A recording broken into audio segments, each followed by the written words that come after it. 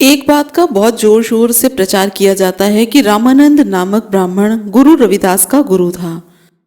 किसी भी स्कूल की किताब हो, किसी अखबार में कोई लेख छपता हो, कोई भी नेता स्टेज पर खड़ा होकर रविदास जी को श्रद्धांजलि देता हो, हर जगह यह बात जरूर बताई जाती है कि रामानंद नाम का ब्राह्मण उनका गुरु था।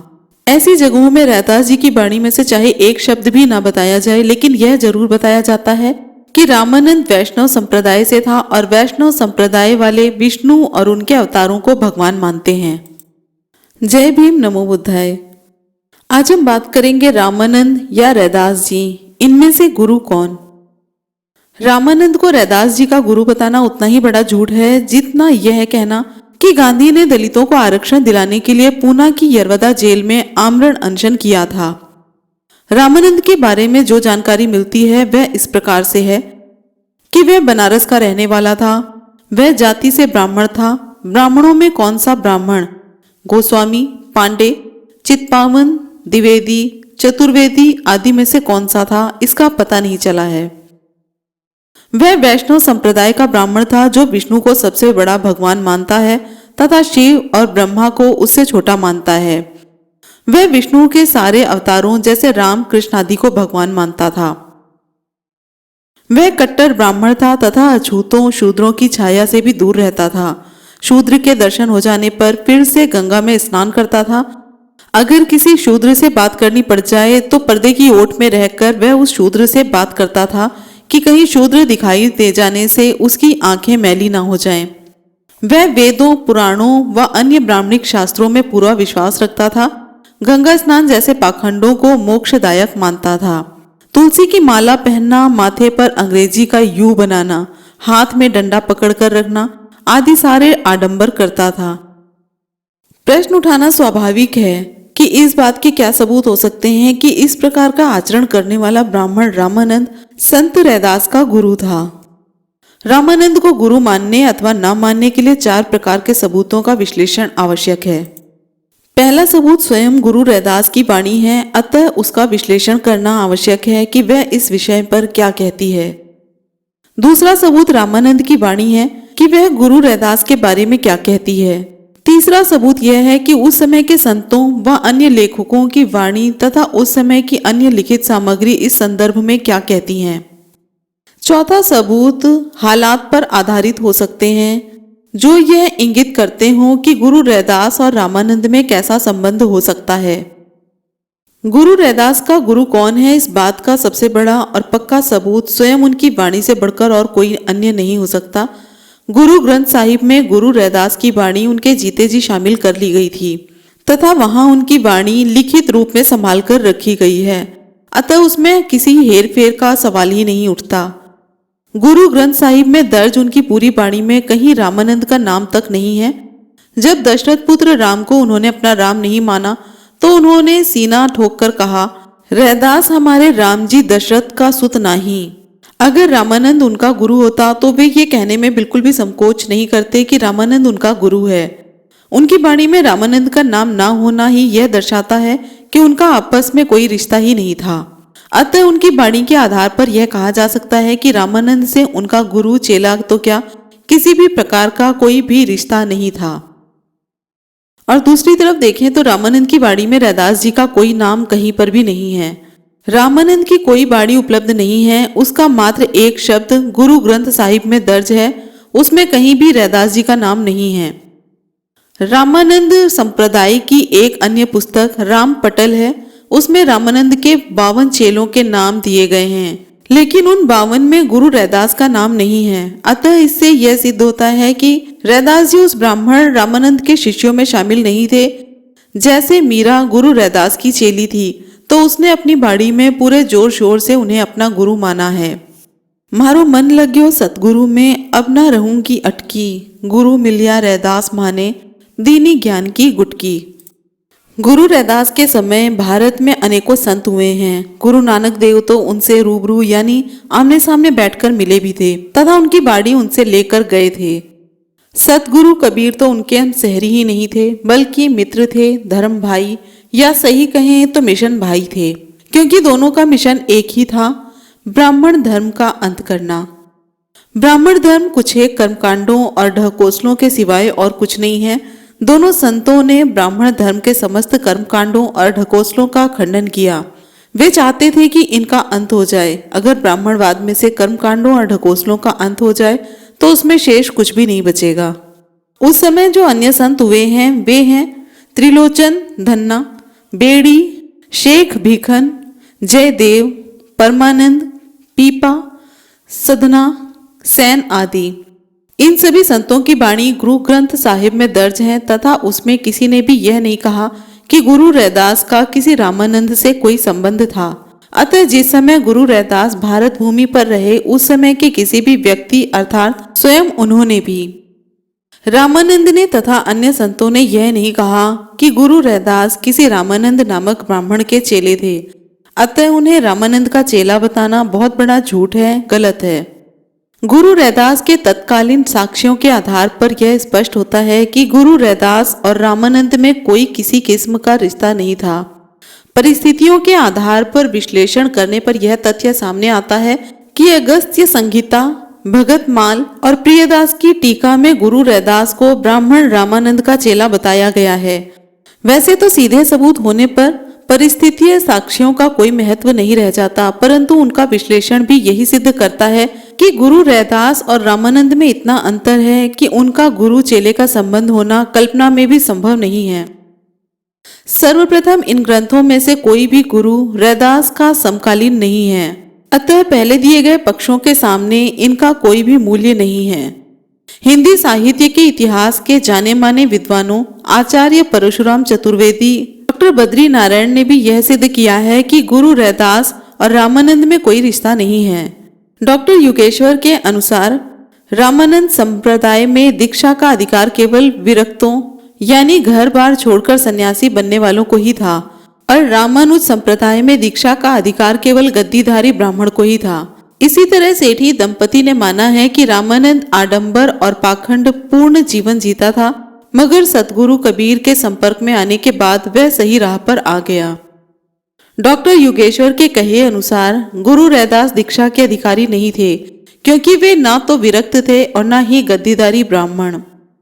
सेठी दंपति के अनुसार रामानंद ने सदगुरु कबीर के कहे अनुसार अपना जीवन बदल लिया। फिर भी युगेश्वर और सेठी जैसे लेखक उन दोनों संतों को रामानंद का चेला कहें तो यह उनकी धूर्तता है या मूर्खता, वही जाने। रामानंद का एक चेला था अनंत दास। उसने गुरु रैदास पर एक पुस्तक रैदास परिचय लिखी। उसमें प्रसंग आया कि चित्तौड़ की रानी ने पूरे भारतवर्ष में किसी ऐसे संत महापुरुष की तलाश की जो उसे मन की शांति दे सके, तो चारों दिशाओं में ढूंढने पर उसे बनारस के दो संत मिले। एक चमार जाति के संत रैदास तथा दूसरे जुलाहा जाति के संत कबीर। रानी झाली बनारस आती है तथा संत रैदास से मिलती है तथा उन्हें अपना गुरु धारण कर लेती है।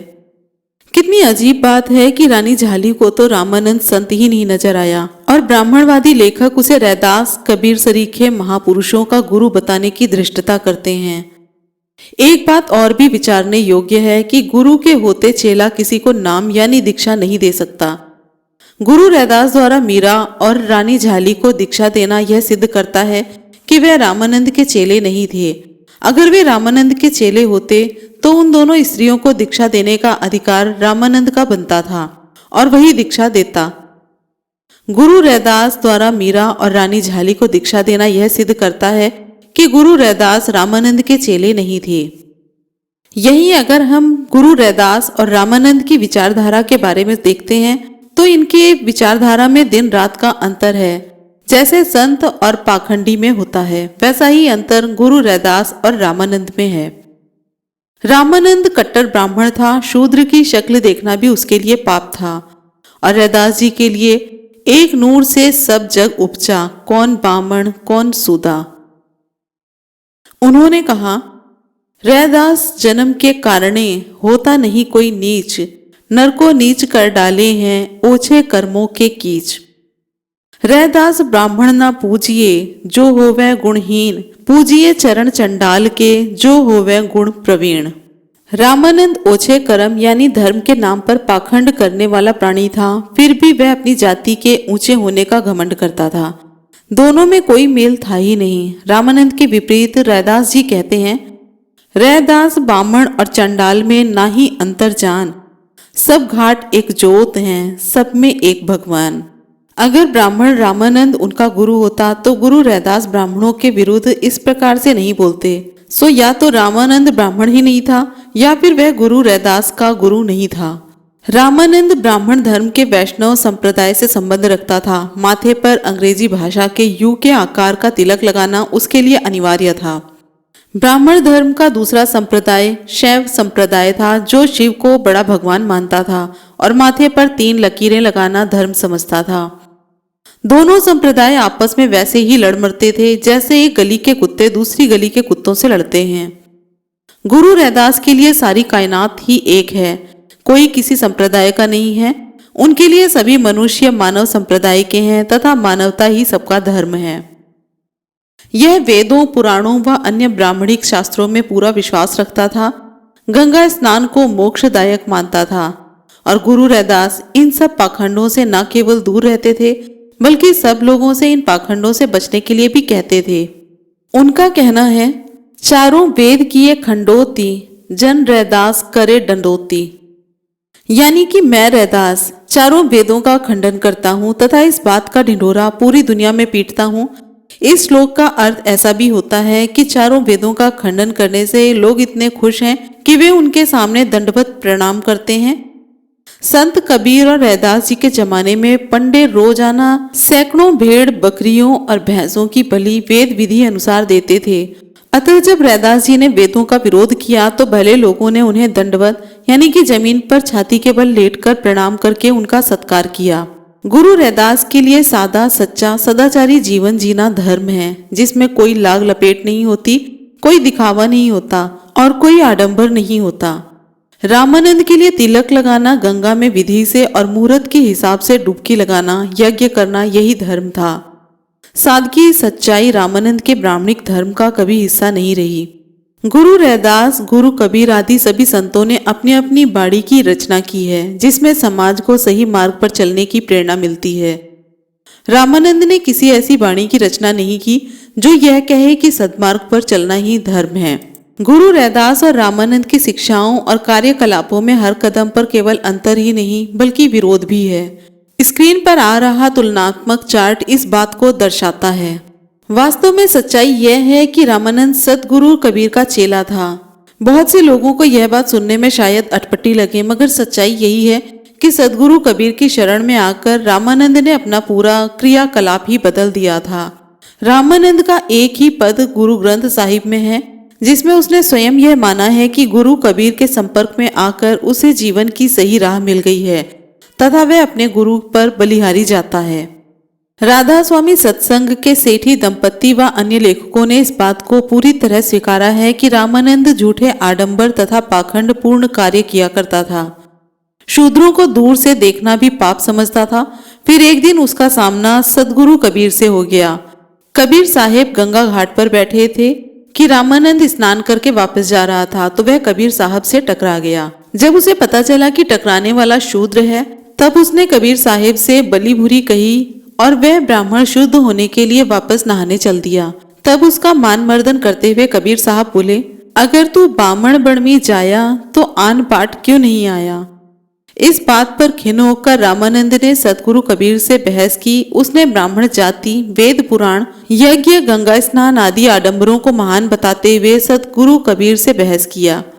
तब ब्राह्मणों का असली रूप बताते हुए कबीर साहब बोले, पंडे निपुण कसाई, साधो पांडे निपुण कसाई, भेड़ मार बकरी को धावे, मन में दया न आई। जैसे तथागत बुद्ध के सामने डाकू अंगुलीमाल की बोलती बंद हो गई थी, वैसे ही सदगुरु कबीर के सामने रामानंद की सारी हेकड़ी निकल गई। वह अपनी खाली ढकोसलों और पाखंडपूर्ण आडंबरों के दम पर अधिक देर तक उनके सामने टिक नहीं पाया। अंत में रामानंद हार गया और कबीर साहिब के चरणों में गिर पड़ा। तब कबीर साहिब ने उसे धर्म का असली अर्थ समझाया। कबीर साहिब से धर्म का वास्तविक अर्थ जानकर उसके मन में ब्राह्मण पने की मैल दूर हो गई। उसने सदगुरु कबीर को अपना गुरु मान लिया। कहा जाता है कि उनकी शरण में आकर रामानंद ने सारे पाखंड, आडंबर छोड़ दिए। गुरु कबीर को अपना गुरु धारण करके उसने सदगुरु कबीर की स्तुति इन शब्दों में की। कत जाइए रे घर लागो रंगू, मेरा चित्त न चले मन भयो पंगु।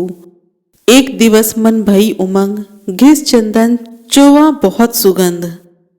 पूजा चाली ब्रह्म ठाई, सो ब्रह्म बतायो गुरु मन माही। जहां जाइयो तहां जल पखान, तू पूर रहियो सब समान। वेद पुराण सब देखे जोई, वहां तो जाइए जो यहाँ न होई। सती गुरु मैं बलिहार तोर, जिन सकल भरम काटे मोर।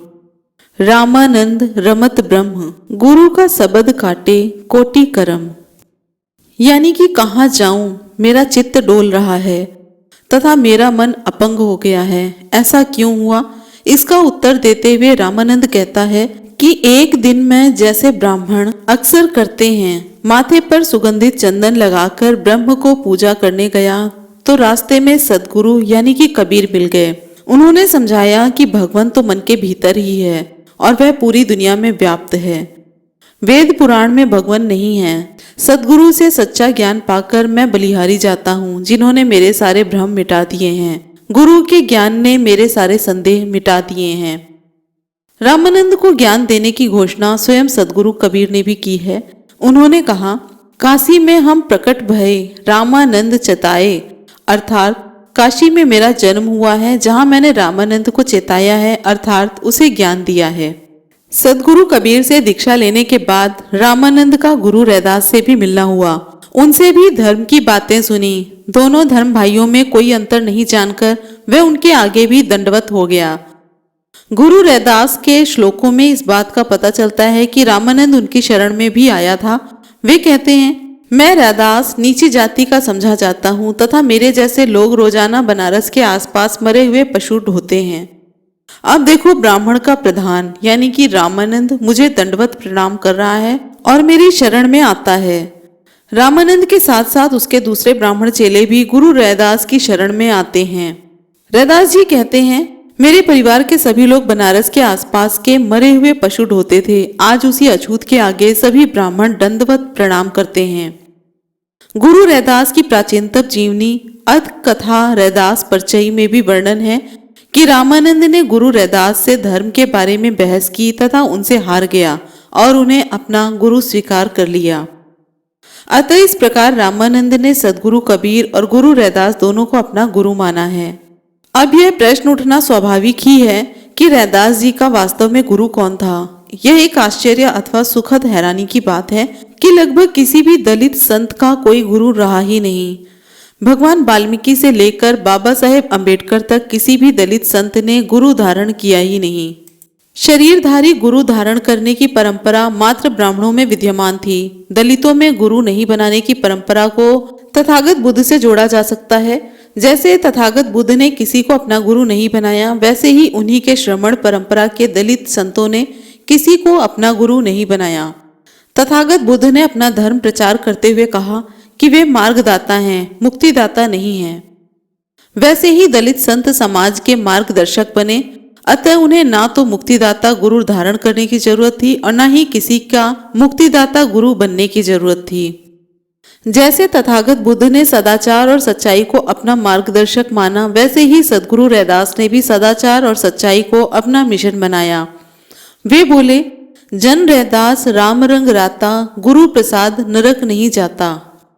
यानी कि मैंने सदाचार को अपना गुरु बना लिया है और मैं नेक काम करता हूँ, इसलिए अब मैं नरक में नहीं जाऊंगा। सीधी सी बात है कि गुरु रैदास कभी पाखंडों में व आडंबरों में नहीं पड़े।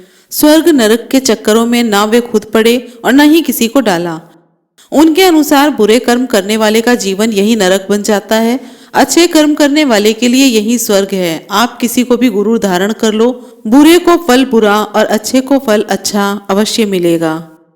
माधो गुरु सब जग चेला, नीच को ऊंच करे, मेरा गोविंद काहू ते ना डरे। यानी कि भगवान सबका गुरु है। वही बच्चे को दूध पीना बताता है, भूख लगने पर रोना सिखाता है, अंधे को वही रास्ता सुझाता है और सबसे बड़ी बात यह है कि वह नीच आदमी को भी सद्बुद्धि देता है। अगर ऐसा नहीं होता तो नीच ताकतवर किसी को सताने से नहीं झिझकता, वह भी सच्चाई से डरता है। केवल भगवान ही किसी से नहीं डरता, क्योंकि वह सद्मार्ग पर सभी को चलाने वाला होता है। संत रैदास के हमराही सदगुरु कबीर ने स्पष्ट कहा है, संत कबीर ऐसे आदमी को फटकारते हैं जो मनुष्य को गुरु मानता है और उसके पैर धोए हुए पानी को पीता है। वे कहते हैं ऐसा आदमी निश्चित रूप से नरक में जाने के लायक है तथा कुत्ते की जूनी में पैदा होना चाहिए। जो आदमी दूसरे आदमी को अपना गुरु मानता है उसे अंधा समझा जाना चाहिए। ऐसे मूर्ख जीते जी दुखी रहते हैं तथा जल्दी ही मौत के चुंगल में भी फंसते हैं। कुछ लोग धूर्तता पूर्वक माधव या गोविंद का अर्थ ब्राह्मणों के कामी तथा लंपट मगर भगवान कहा जाने वाला कृष्ण कह सकते हैं, मगर सच्चाई यही है कि गुरु रैदास ने कृष्ण को उसकी करतूतों की वजह से इस लायक ही नहीं समझा कि अपनी पूरी वाणी में उसका जिक्र भी करते। रामानंद के कर्म ऐसे नहीं थे कि वह गुरु रैदास का माधव या गोविंद यानी गुरु बन सकता हो। इन तथ्यों से यह स्पष्टतः सिद्ध होता है कि गुरु रैदास का कोई गुरु नहीं था। रामानंद तो स्वयं उसकी शरण में आया था। जैसे तथागत बुद्ध ने स्वयं मंथन के जरिए बिना गुरु ज्ञान प्राप्त किया, वैसे ही गुरु रैदास को ज्ञान मिला। जैसे तथागत ने घर घर जाकर शील, करुणा, सदाचार के ज्ञान का प्रसार किया, गुरु रैदास ने भी घर घर जाकर शील, करुणा, सदाचार की जोत जलाई। वैसे भी सदाचार, करुणा और शील का मार्ग अपनाने के लिए किसी आडंबर, किसी कर्मकांड की आवश्यकता नहीं होती, और जब आडंबर तथा कर्मकांड की जरूरत ही नहीं तो गुरु की भी जरूरत नहीं होती। इस मार्ग पर जो सबसे बड़ा सदाचारी है वही सबका गुरु होता है। तो आज हमने सुना और जाना कि गुरु कौन, रामानंद या संत रैदास। वीडियो पसंद आ रही हो तो लाइक, कमेंट, शेयर जरूर करें। इस तरह की और भी वीडियोस के लिए चैनल को सब्सक्राइब करें। फिर मिलेंगे अगले वीडियो में। जय भीम, नमो बुद्धाय, जय संविधान।